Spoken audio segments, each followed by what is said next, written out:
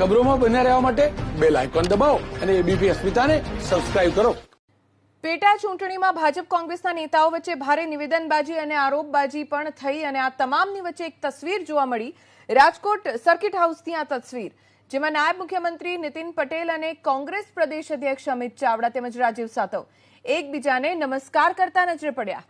આજ તો લોકશાહીની આવકારદાયક પરંપરા છે.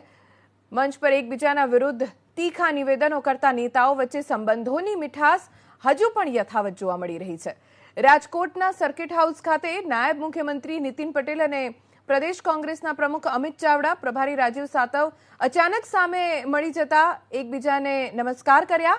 રોજ ચૂંટણીમાં સામસામે આરોપ કરતા નેતાઓ આજે રૂબરૂ મળતા એકબીજાને સ્મિતથી નમસ્કાર કર્યા. તો નીતિનભાઈ પટેલે બંને નેતાઓને સાથે જમવાનો આગ્રહ પણ કર્યો. પ્રદેશ કોંગ્રેસના પ્રમુખ અમિત ચાવડાએ નીતિનભાઈને સવિનય ના પાડીને કહ્યું કે ના, અમારે પ્રચારમાં જવાનું છે.